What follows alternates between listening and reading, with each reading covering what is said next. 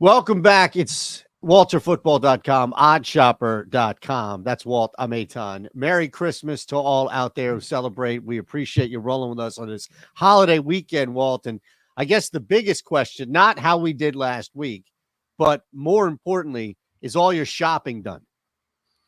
Actually, just finished it today. Forgot to give my get something for my brother-in-law. So I actually hopped on Amazon like an hour ago and finished it. So yeah, just scrape by, and it should be here Sunday. So thanks to the magical powers of Amazon. So yeah, don't have to go out or anything. Although my neighbors my neighbors who I never talked to in my life, they just got me a box of brownies. So my wife is saying now I have to get them a bottle of wine or something. So I guess I'm not done technically. What about you?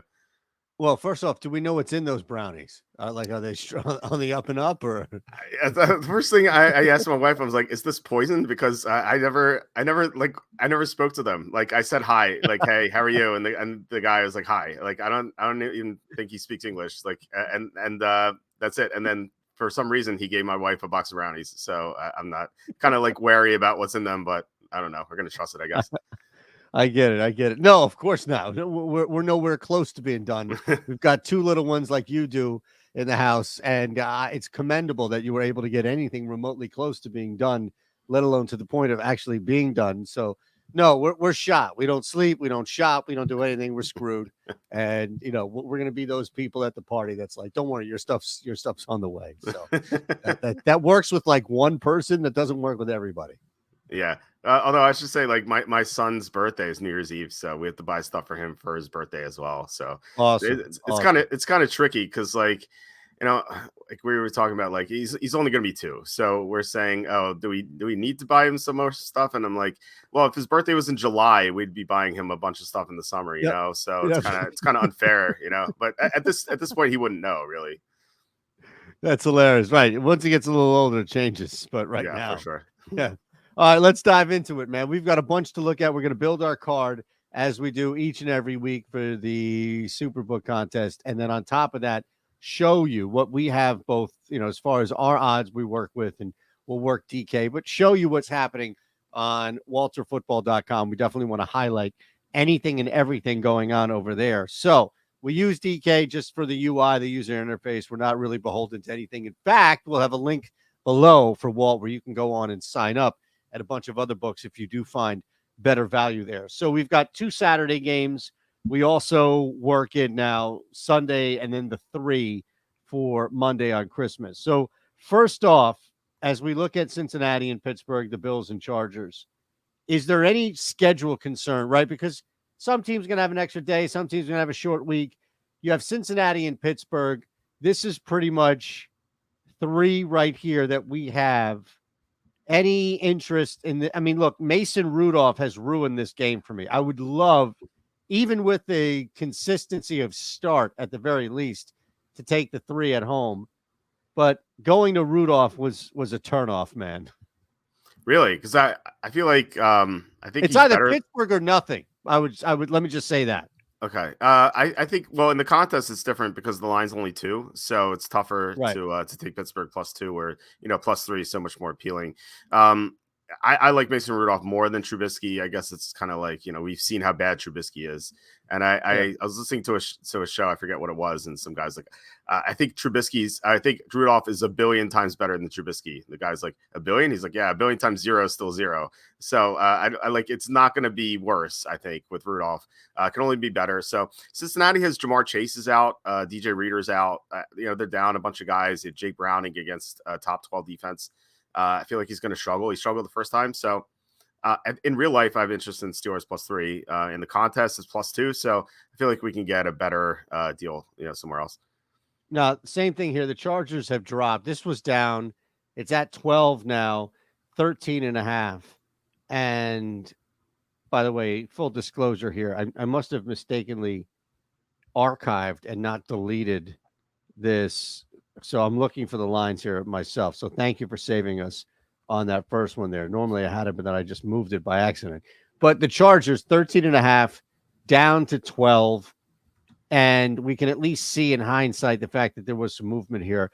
Look, the big thing, of course, is just a team that's coming off a firing, right? And I think what counters any positive for the Chargers is we've now seen at least limited, but still enough action from Easton Stick to know this kid is just going to struggle. And the Bills, they give up, I saw like 4.5 yards per carry. So they're definitely beatable. They're susceptible on the ground, if you will. But I don't necessarily think that helps Easton Stick get over the top in any real area here. I would love to take the Chargers on the coaching narrative alone, where we see teams bounce back. We saw the Raiders do that. Look, Carolina is just not talented enough at the quarterback position, Walt. But look, Buffalo is hot. It's not so much Buffalo so much as I just don't trust Easton Stick, much like I didn't trust the quarterback's position at 2, at least for Pittsburgh. Yeah, this is another backup quarterback against an elite defense, and Buffalo might get Daquan Johnson back, from IR, so it's going to make them even better. They're top 10 in defense, and anytime a backup quarterback's going against a top 10 defense, you kind of have to avoid it unless there's like special circumstance or the line's like super high. And I don't think this line's high enough. Actually, I made this line 16. I think the Chargers are terrible. The one thing they have going for them is the motivation with the new head coach. Teams new head coaches are 15-11 against the spread since 2010. So not great, but it is a winning record. And Buffalo's coming off that big statement win against Dallas. So like Buffalo seems unappealing motivational wise, but like talent wise, just so much better. Like, as you said, like their one weakness is against the run, but the Chargers don't run the ball. So like, what are they going to do? Keenan Allen's out too. Like, how are they going to move the ball here with like Quentin Johnston and Joshua Palmer? Like they'll get some garbage touchdowns and maybe they'll backdoor this, but I feel like if Buffalo wants to show up and win, like they could probably name the score. Yeah, I agree, though. But you did mention the key phrase here, which is backdoor. Well, I don't think it's going to make the card. We don't get that much of a break, right, as far as our odds are concerned here. It's 12.5, so nothing really. There's no break there at all. Buffalo, by the way, 0-6 against the spread. Last 6 is double-digit favorites. So they regardless of how far back will go. But so far, okay, nothing on Saturday. That's fine. We keep things moving. As mentioned, wanted to show you what's going on here before we get to Sunday, the real action, walterfootball.com. Walt, you can take it away. I see you guys are already highlighting drafts from Charlie Campbell. Mocks are coming. It's beyond mocks. You guys do a ton more, though. Yeah, you can see we have a 2024 NBA mock draft, too, on the site. Yeah, we have a 2024 NFL mock drafts from both Charlie and me, and 2025 NFL mock drafts as well, if you want to get a preview of what's to come. Charlie has been the most accurate mock drafter on the internet in the past decade. Just it's like documented. So if you want to get a good idea of what's going to happen in 4 months, it's hard to believe 4 months, but you can check that out at walterfootball.com. We have other draft stuff too, like prospect rankings, big board stock reports. For the Senior Bowl and Combine, we're going to have a ton of content as well. Charlie's always breaking news because he is. I don't know how he does it. He has the best sources out there, and we just it's the reason why we kill it for the draft pops. So I'm excited for those as well. It's amazing, man. Absolutely amazing what you guys are doing. All right, let's get back here. Sunday, Detroit, Minnesota, 3 on the board here. Any interest in this game? I mean, look, I think this might be one of those blowout or just Minnesota wins outright type games. Detroit blowing out Minnesota. Yeah, I love Minnesota. I was huge on Detroit last week against Denver. I thought it was a great matchup for them. And I think this is a horrible matchup for them because Detroit wants to run the ball and throw to tight end, obviously, and then obviously Amon-Ra St. Brown. But Minnesota's really good against the run, and they're top 10 against tight ends. And then Detroit's defense is weak to the passing game. And that's why I liked Detroit last week, because I didn't think Russell Wilson could take advantage of that. Whereas, obviously Minnesota has Nick Mullins, and that's not super appealing, but he does have Justin Jefferson, Jordan Addison, TJ Hawkinson, Ty Chandler is a good weapon out of the backfield now. It feels like Minnesota can attack Detroit like many ways, and Minnesota blitzes at the highest rate in the NFL. Jared Goff is not good against the blitz, so it feels like Minnesota is the right side here. I love Minnesota. I love this almost as much as Chicago over Detroit 2 weeks ago. The only difference here is it's not going to be in the elements. It's going to be in a dome. But if this were outside, this would be one of my top plays of the month. Yeah, I think Detroit's starting to leak, and people are seeing that here. And I love the call of Minnesota. I'm going to put a little sprinkle on the money line, too. I think at home, they've got a shot. People looking like, oh, my goodness, Detroit and what they've been able to do and put together. I think you put that perfectly. Minnesota right along there with you. lockstep +3. Now we move to now this line is a little different, right? Correct than what we get in the contest at 5. No, it's exactly 5. Oh, okay. It's still on 5. Okay. Mm. Look, I think a lot of this is just how much do you trust Bryce Young to complete passes here? Because there are areas that we can talk about each week for Carolina that have strengths, defense, running the ball. We've seen those areas at least, but I don't know. I feel like it's almost too obvious here. I don't really have a ton of interest, but if I were, I guess I'd lean Green Bay. Yeah, I was kind of mixed on this game too, and then I saw the injury report for Carolina, and there were 6 players designated with illness, which means it probably means that the flu is circulating through the locker room. So you have the worst team in the NFL coming off a win. Having obviously they play outside, but now they have to deal with the flu and what might be cold weather. It seems like a terrible recipe here. And then you have Green Bay, like Aaron Jones is going to be in his second game back from injury. Carolina's run defense is awful, and if they're playing sick, like they're not going to want to tackle him. So yeah, as it's kind of painful to take Green Bay given how bad they've been the past 2 weeks. But this is an NFC South team, and I've said this past couple weeks, or 2 weeks ago. NFC South teams outside of the division, they're great fades. They're 13-26 against the spread outside the division this year. Ooh, I like that. I like that. So Green Bay at -5 may look unappealing, Blue but game. maybe it looks unappealing for a reason. Maybe it looks like the sportsbooks don't wait to take Green Bay because they could make this line 3.5 maybe, and it'll still generate like equal action. Yeah, I agree on that. I think you're right there with that division line. That made a lot of sense here. Carolina's 1-9. What is that? 3. I just had it here. It's definitely 1-9 straight up, coming off of a win. And I think they're 3-7. Okay, so they're 3-7 against the spread. This does not feel like one of those 3, right? Like whenever you look at these trends, you look at them and think, okay, well, where do the 1s or the 2s or the anomalies come from? Like this doesn't feel, especially as you laid it out. So on board with you on the Packers too. I think both of these are really strong. Tennessee, Seattle. I mean, look, let's be honest here. Mike Vrabel has them exactly where he wants them as a +3.5 point home dog. Let's be honest, Walt. It's Tennessee or bust now. Come on. Yeah, I totally agree with that. Unfortunately, in the contest, it's 2.5, so it's kind of harder. Lose everything. Right. It's a lot harder to take Tennessee +2.5. Vrabel as an underdog of 3 or more is 25-13 against the spread in his career, and even better as a home dog. So I in real life, I love the 3.5. I don't know why this moved across 3. I heard the explanation Makes no sense. Because it's Ryan Tannehill over Will Levis, but I like. Is Will Levis better than Tannehill at this point? Like maybe in the future for sure. But like right now, I think Tannehill's floor is higher than Levis's. Now maybe Levis's ceiling is higher, but I think Tennessee should be able to run the ball in Seattle. Seattle's one of the 10 worst teams against the run. So Derrick Henry should have a good game. And that means Tennessee's going to be competitive. So give me Tennessee, Seattle on a short week too. So not great for them. Nothing here that we can add, unfortunately, for the contest. 3 is the line here. Cleveland, Houston. This is where you do start to get into the weeds a little bit as far as the difference at quarterback play. Clearly, there's been a difference between C.J. Stroud and Case Keenum overall from individual standpoint play. But does that move and does that shake the needle enough to stay away from this game for a Houston team that's still talented in getting 3? And look, we've seen Cleveland, the difference with Cleveland both on the road and at home. So I don't know how much interest you have in this one either. So actually, we did a show last night on the we have a show called Walter Football After Dark on YouTube, and we were kind of breaking down the Browns' supposed struggles on the road. This is something I've heard from everyone. Browns defense not as good on the road, and yeah, they are a little bit worse. But like some of their results are misleading. Like they allowed 26 to Pittsburgh in week 2, but 2 of those touchdowns came on the defense. The Steelers defense scored twice against the Rams. They allowed 36, but that was a 20-19 game with like 5 minutes left. It was just like a couple turnovers turned into touchdowns.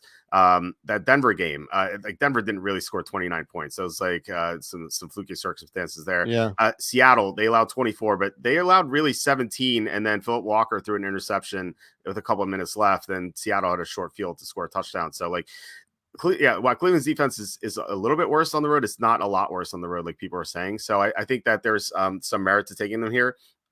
Also, you have a backup quarterback against an elite defense, so this automatically is going to push me toward Cleveland. But this is like the opposite of the other game, where like in real life you want to take Tennessee, but you can't in the contest. But in the contest, the Cleveland Browns are -2.5, so it's definitely a lot better there. So in the contest, I'm likely to take Cleveland. In real life, I think -3 is still okay to bet, but it's not nearly as appealing. Yep. No, that look, it makes sense. We may come back to that one.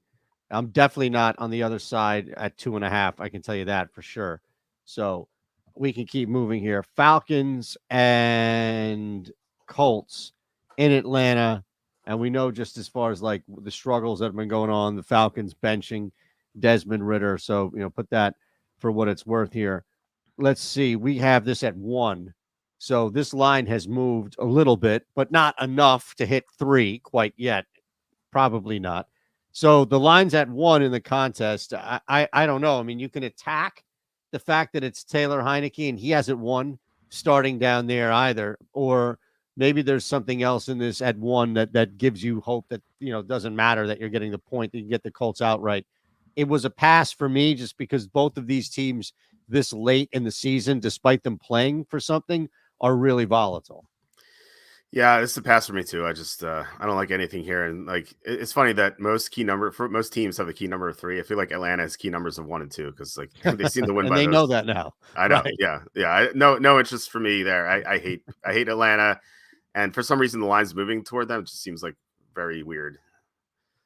No, I get that, man. Look, the Commanders were a 2-point conversion away from covering last week. So they now sit on the road getting 3, and it's the same in the contest. So this is it. The Jets back and forth, the quarterback situation. We go Aaron Rodgers, the roster spot, all the shit that's surrounding this Jets team, the firing of coaches and everything else. I unless you have, is there a monster angle you have in this game? Because I'd be inclined to walk past this one myself. Yeah, I actually like Washington quite a bit. I think I think the notion that teams are going to quit is pretty overblown for the most part. Although we saw that last week with the Chargers, I think this is a major quit spot for the Jets because this was supposed to be the game where Aaron Rodgers came back. He was going to come back allegedly if the Jets were still in contention, and now they're not. They've been eliminated from the playoffs because they lost last week. So they had all this hope heading into this game, and now they have nothing to play for. In fact, like they're incentivized to lose because of the draft positioning. So I can't see them showing up for a team that they see 4 times a year, or every 4 years. Sorry. I feel like they have no interest in playing against Washington. If this were a divisional opponent, sure. But I really don't see him trying hard in this game. And it's probably going to be Trevor Siemian. So I don't think he can fully take advantage of Washington's secondary. And then on the other side, like Washington would love to just run the ball. And the Jets have a bad run defense. So I think that Brian Robinson, if he plays, should have a good game here. And I don't see like what's the scenario where the Jets win by 4 or more? Like they can't even score like at all. Like I think that this line should be like -1 or -1.5. 3 seems a little too high. And yeah, especially if Jacoby Brissett starts, I would love Washington. But I would like them regardless. Yeah, you worry at all about the fact that the Jets were just embarrassed, and we've seen this before, where a team that just gets manhandled, shut out, right, the following week finds a way. I like good teams coming off embarrassing losses, but like the Jets are not a good team. And in fact, I think they might quit. As you said, there's drama in the locker room. Robert Saleh might be a lame duck coach. I feel like they have nothing to play for. Okay, look, that's fine. That's why I ask you, and we build the card. Maybe we come back and we do a little altering, what have you. It's hard to think that, I guess so much of this centers around Trevor Lawrence and his health, right? It's hard to think that. Here's what I would say. I'm inclined to think Jacksonville wins this game outright for 2 reasons. One, because as good as we've seen the Bucs offense perform, especially with Baker Mayfield at the helm there, Walt, it's hard for me to think that he's going to be perfect like that in 2 straight games. And he's going to need to be in order to keep that team in this. And the other side of it is, I don't know what the freak was going on between the ears of the Jacksonville Jaguars, but that just terrible decisions, awful mistakes from coaching to player. And then you find out that Lawrence is in concussion protocol. If Lawrence weren't healthy, no matter what we would be looking at, and the line would be flipped, I would imagine at the very least, I wouldn't have any problem jumping on Jacksonville and kind of a bounce back, each team regressing to the mean spot. But there's a lot with Lawrence's health that I think still up in the air. Yeah, I still like the Jaguars, even if CJ Beathard starts. Honestly, like Tampa's defense is not impressive at all, especially against the pass. Yeah, they allow a ton of yardage through the air, and the Jaguars still have Ridley and Evan Ingram, and Park Washington's looked pretty good as a rookie. So I think the Jaguars should be able to win this game. Tampa has absolutely no home field advantage at all. Like, it's kind of staggering how bad they are at home. Like, most people don't realize this. Tampa Bay at home. In the past 108 games, they're 38-70 against the spread, which is so bizarre. And also, this is NFC South team playing outside the division. Yeah, you're right. That's another angle right there that we kind of have to keep going back to anytime we find. I love that. I got to mark that down as like a weekly reminder, and that's not even like week 8 out or anything. That's just in general. If you see 13 and 26 against the spread. Yep. All right, here we go. Dallas, Miami. You may be on the other side of this because we don't talk about this ahead of time, by all means. We'll get to the Christmas Day games. We'll go back to WalterFootball.com coming up in a minute here. But I think this is a perfect game for Miami. Just a great spot. I know that this line is tight. I know that it's short. I'm curious to hear what you have to say after I clearly tainted the water by giving you my play first. We're on the same side with this one. I was kind of like waffling back and forth, and then I saw the injury report for Dallas. So Tyron Smith was DNP first 2 days. Zach Martin was DNP. I thought Zach Martin was going to come back for this game, but if they're missing those two linemen against a good Miami pass rush, it's going to be really tough for Dallas.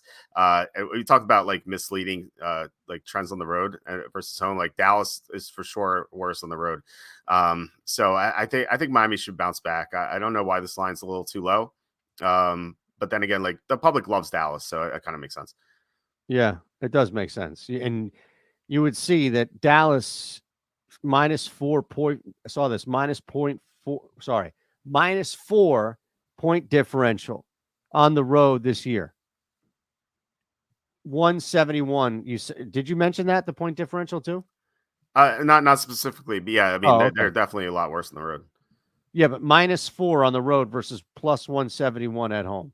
It's crazy. Yeah, they've had so many blowout wins at home, and then on the road they've kind of been pretty mediocre. So, but think about that. Yeah, they beat Dallas. Didn't Dallas beat the Giants on the road? Didn't they hammer them on the road too? Yeah, week 1. And then I know they got destroyed by the Niners on the road, and also against Buffalo. So that could weigh in. Sorry. No, I was saying that could weigh in, but like, Miami is, I feel like, on par with the teams as long as Tyreek Hill plays. So like that's something to watch out for. But it sounds like he's going to play. Yeah, man, I think Miami's in a great spot here. Dallas is letdown city right now, and that just is going to carry over on the road where they've struggled. It's a good team. They struggle. Let's keep it going here. We'll knock these two out. We'll go back before Christmas Day. Remind anybody and everybody about WalterFootball.com before we get out of here. Of course, building this card, we're going to have to go back and trim a little bit here. Chicagoland 4 at home against Arizona. This one's a little tricky, very tricky here, I think. When you look at Arizona, they weren't beat as bad, I think, as it reflected on the scoreboard, in the sense of like they were able to move the ball both in the air and on the ground. They're just not talented. Chicago is appealing, but that number is just a little high here. So, looking at this now, especially in the contest right now where we get it, it's 4. So there's no change. I don't know. I don't know if you're gaining anything here as far as an edge at 4, but do you like this game? Yeah, I like Chicago a lot. I think they're just so much better than the Cardinals. And I don't think people have realized it, because the record is not that much better than Arizona's. They only have 2 more wins, but they've been playing so much better. Their defense is second in EPA, and that has to do with Montez Sweat joining the team in week 8. or week 9 or whatever it was. And also their secondary had a ton of injuries early in the season, and they've gotten healthier. Also, their offensive line was really banged up to start the year, and then Justin Fields came back. So like this team is just looking great right now. They were up 17-3 on the Browns and before that comeback, and they still almost won on the Hail Mary, but like they've been really impressive. They should have beaten Detroit twice. And now they get Arizona. This is a big step down in competition for them, considering like what they played against recently.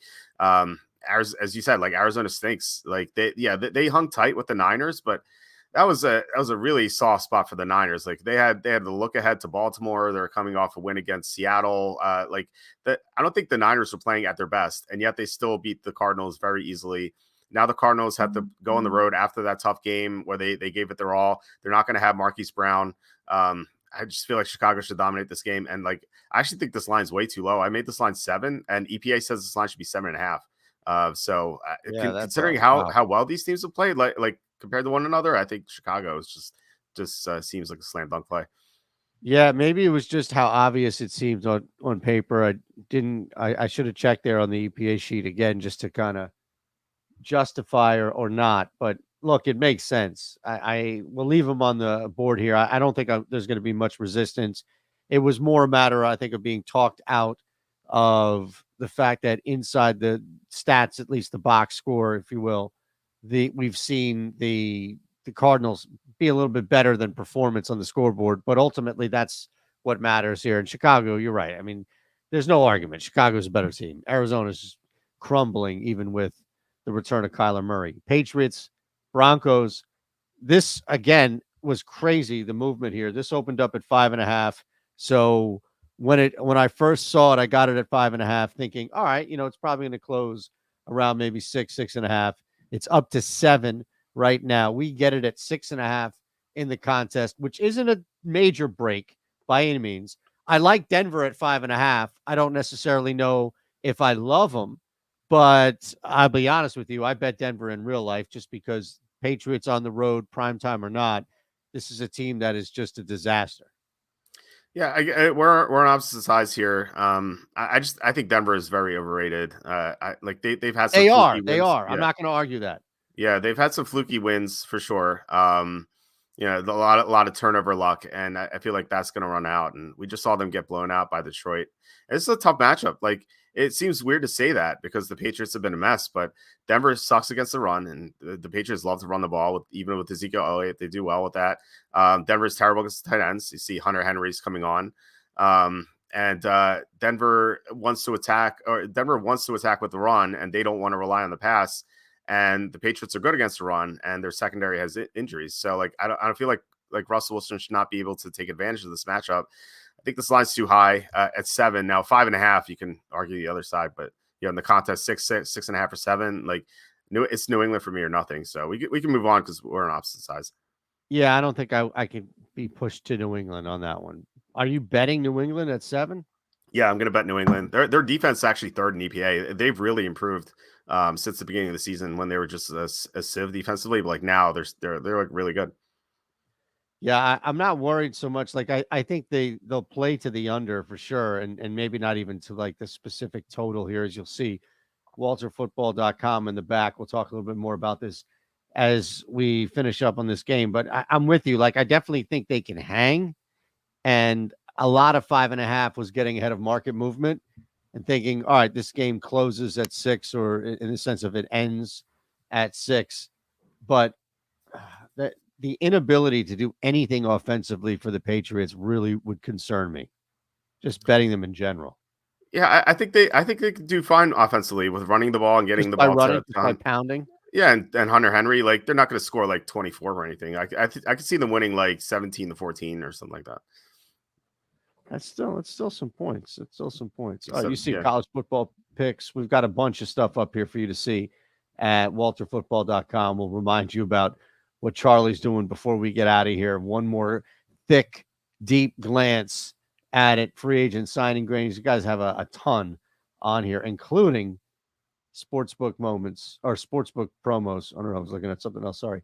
Promos and bonuses you can find there as well. So everything that you need is on walterfootball.com. Truly, it's just one-stop shop. All right, so look, man, We're at 7 games, and we have 3 to go here.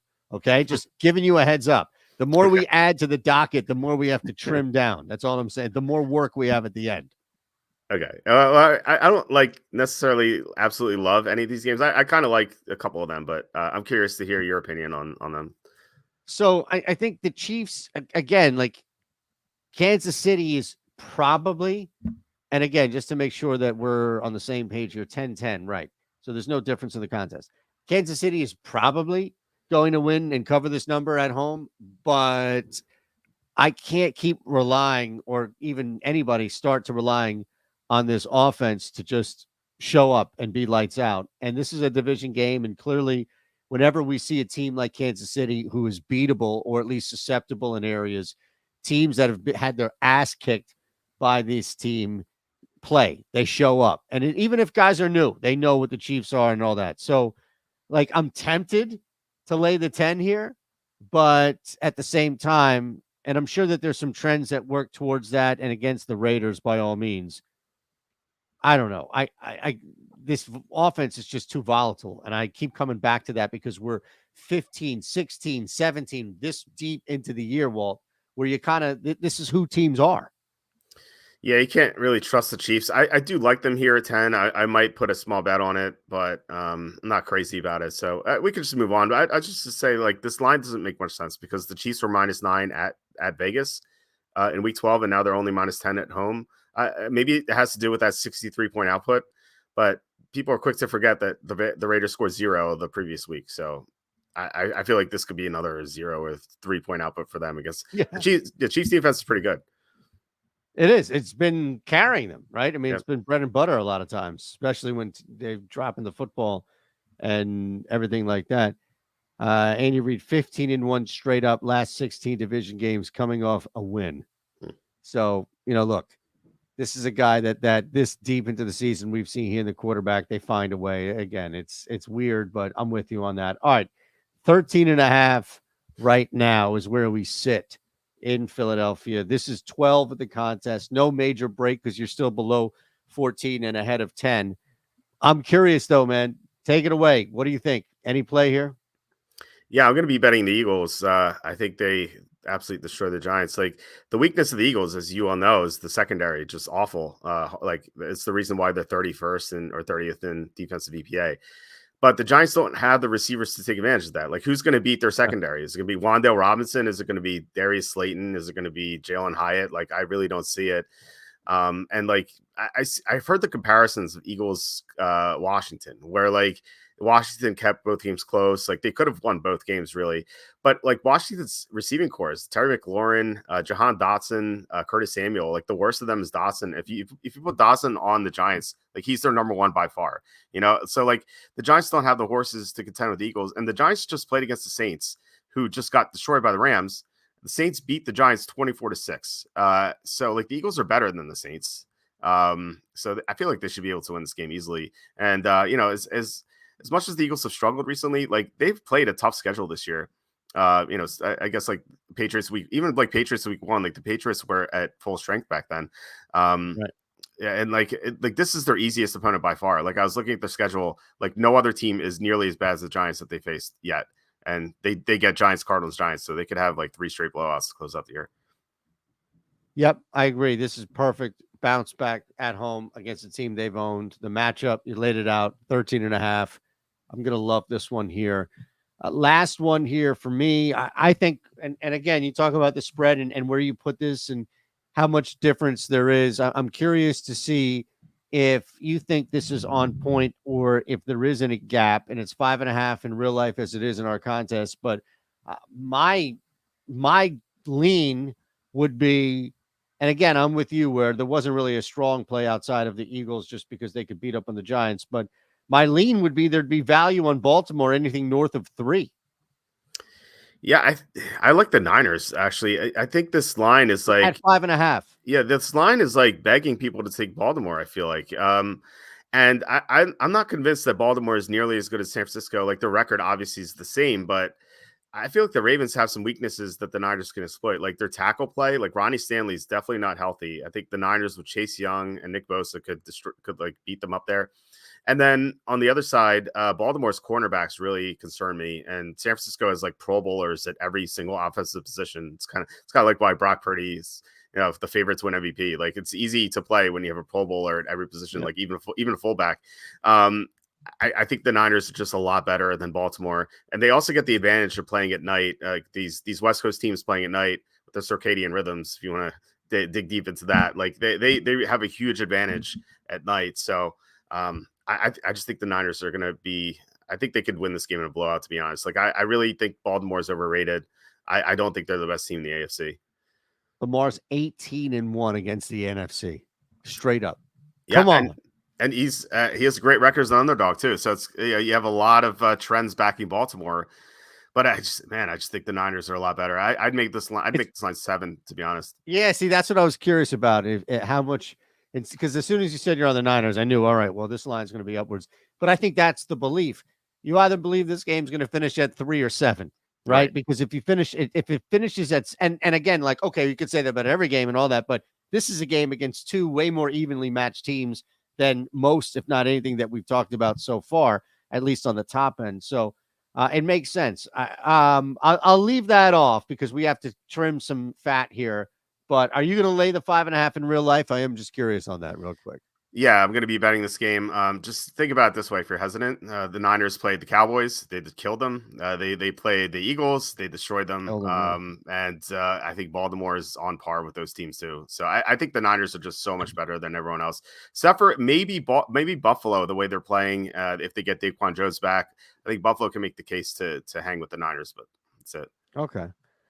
All right, let's go through this here. I love the Vikings with you. We'll keep that there. Packers. I feel like you kind of have to. We're almost cornered into taking the Packers. Well, it sounds like you weren't a fan of Washington. I think you were like hesitant to add that one. And like it is, if it's Howell, I'm definitely less optimistic. If it's Brissett, I like it more. And we don't know that news yet. I don't know if they're going to reveal that to us. Not with the benefit of when we're doing the show. No, you're right there. Right. So that's fine. So now down to 2. We look Jacksonville, Miami. Yeah, I'm not in love. Go ahead. I was saying I'm not in love with Jacksonville. I like Jacksonville. I'm not in love with that game. But I mean, if you love Jacksonville, then we can definitely keep that on. But yeah, but what game? One of my least favorite ones. All right, so that's one of your least favorite ones. What other game would you look at though and say, boy, I mean, you're pretty big on Chicago, right? Yeah, if you're not, we can take that off. We're probably gonna have that on all of our cards with Jacob Kamiker and Tom. What about Cleveland? They are, and I know I'm not saying this as far as the example you gave is like, oh, they're on the road, meaning that, they suck on the road. They don't. I'm not using it to that extent. What I am saying is the difference of this matchup versus the other one, where it's both good defenses taking on shaky quarterback play, backup specific. At least Chicago's at home. Right. Yeah, I mean, I like Jacksonville. I like Chicago a lot more than Cleveland. Like Cleveland -2.5 though is more appealing, but yeah, we could take Cleveland off. I don't. Oh yeah, right. 2.5. That's right. It's 2.5, which is really. All right, let's do this. What about that? Eagles, Bears, Dolphins, Packers, Vikings. 1 dog. So say it again. Vikings, Packers, Dolphins, Bears, Eagles. Okay. Yeah, I'm down for that. It'll work?